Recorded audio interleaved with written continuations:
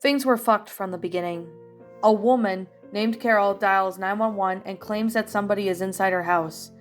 We go investigate, searching the place inch by inch, but found nothing. Usually this would be an easy explained way. The mind of an older person living alone eventually is deteriorating, and onset dementia and many other mental issues start to take a toll on their lives. Quite sad, really. However, this woman is only 24, and in other words, the probability of all this being inside her head is extremely unlikely. She also seemed to be terribly distraught by the whole situation. Why would she be acting? We leave the place and tell her to contact us if she sees anything again. I mean, we couldn't really do anything at that point. We were somewhat surprised when we got another call from her the very next day. We drive down there and search the house again, and we find nothing. Again, the problem is, the house seems different this time, almost as if there were a subtle detail that made a separate place, like the ones we were in yesterday. My partner Beck said that he noticed it as well, but doesn't quite understand what's wrong. We decide not to say anything about this, as we tell Carol that we came up with nothing. However, she tells us to stay. I recorded him, she says. She takes out her phone and tells us to watch the video that she pulled up. It was a footage of her in her house, running around, breathing frantic. Then we see him, a large figure, covered in head to toe and appeared to be a black bodysuit. He lumbers towards the camera as Carol screams and ducks into the room, looking in from inside. There happen to be a few bangs on the door before we hear footsteps walking away. We didn't know how to react to the footage, but we try anyways. We came to the conclusion that the man must have left once Carol got behind the door. However, the front door was locked when we came, and Carol did tell us that she didn't leave the room. Did he also have the keys to the house? That would be an explanation a lot, but it also made the situation a lot worse. We decided to keep an eye on her house for the night as we discreet. The parking about a block down the road on an unmarked car. We're both fully awake, ready to go in as soon as we see some sketchy shit. Around 2 a.m., we see someone walking down the road towards her house.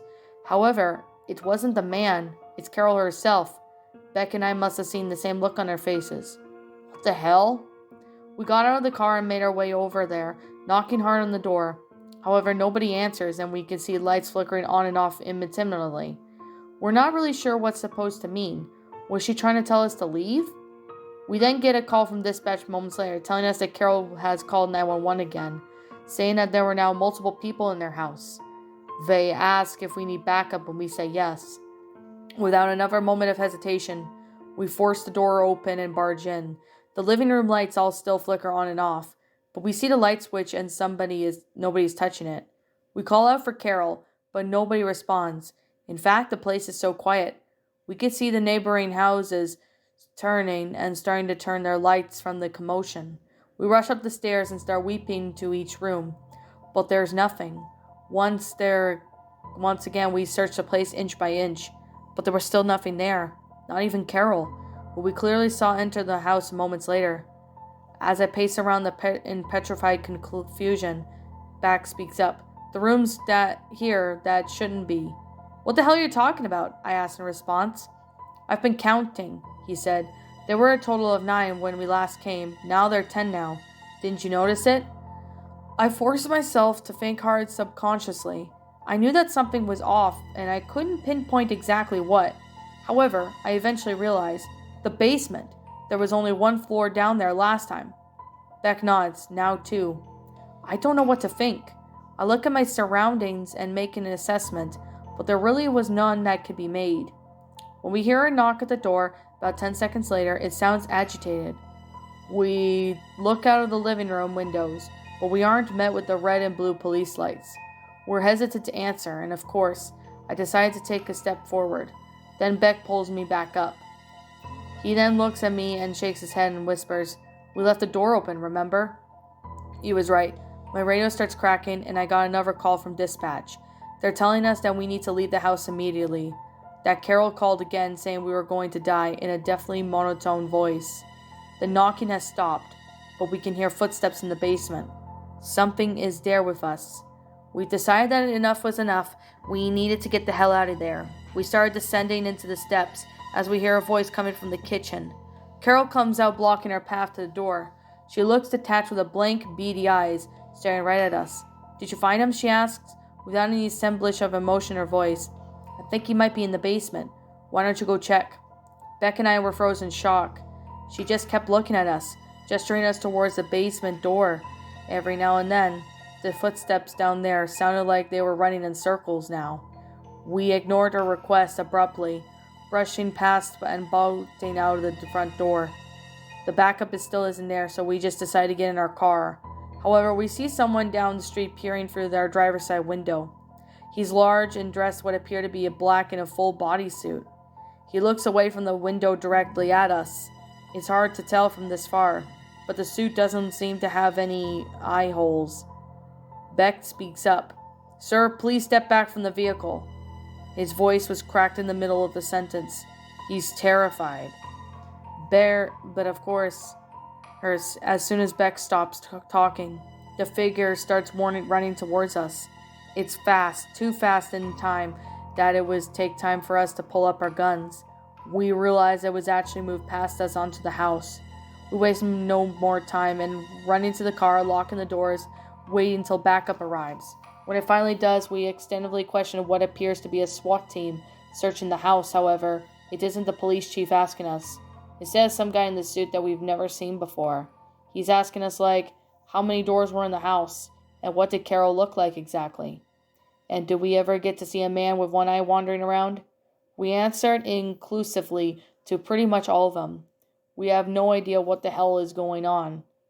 At one point, we see a SWAT members carrying multiple stretchers outside and loading them onto a truck. Not an ambulance, mind you, but their own truck. Eventually, the man who was questioning us still tells us to go home and to report to our station as possible. He then tells us not to worry about it and what we've seen here. I don't know how he expects us to do that. We drive back to the station in complete silence, but as we park, Beck finally lets out a sigh. Jack is such a freaking crazy dude. I look back at him. What are you talking about? Who the hell is Jack? The Menor Crips and equally confused stare at me. What the hell are you talking about? The dude who owns the house? What? It was the lady named Carol. How did you forget already? We hold each other in a chaotic gaze for what seemed like a minute, but we say nothing further. We both silently exit out of the vehicle and start heading towards our separate ways home. We both know something's terribly wrong with the other. I try not to think about this as much as my head hits the pillow, and I manage to drift off into sleep about 5 hours later, only to be awoken immediately by the phone. Barely coherent, I answer it. "We need you. A man dialed 911. She says that somebody's in her house." My heart sinks slightly. It sinks completely to tell me the address that it's Carol's. I hang up the phone and slump into bed. I just want the nightmare to end. Well, my pretties, that was a 911 call where nothing made sense. Creepypasta written by Mr. Outlaw. My final thoughts on this story? I'm gonna really be honest that this is a really good creepypasta. Basically, the whole point of the 911 call that, these cops were going over with Carol, it honestly does not make sense. And I'm gonna be brutally fair, it does not make sense at all. I'm being completely honest when I say this. It does not make sense at all for how everything goes out, with this person, basically calls 911 and all that, and basically says someone's in the house and all, and they go see, they couldn't find anything and all.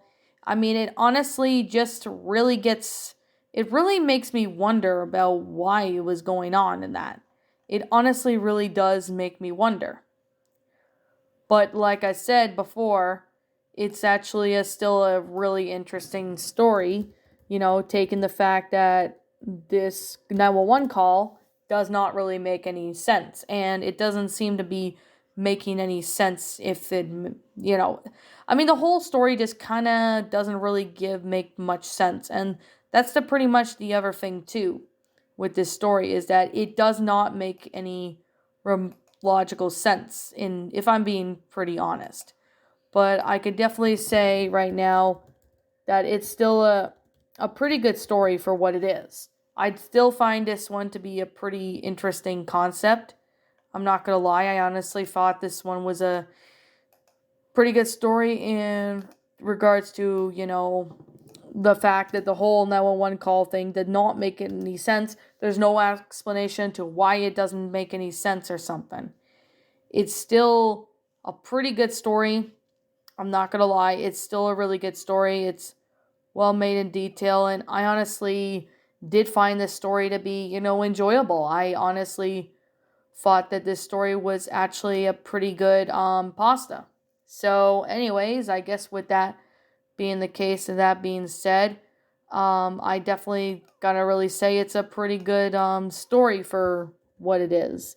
Now, however, there were some stuff that I didn't really think that it made, logical sense in the matter, but it's still a pretty interesting concept and story and all.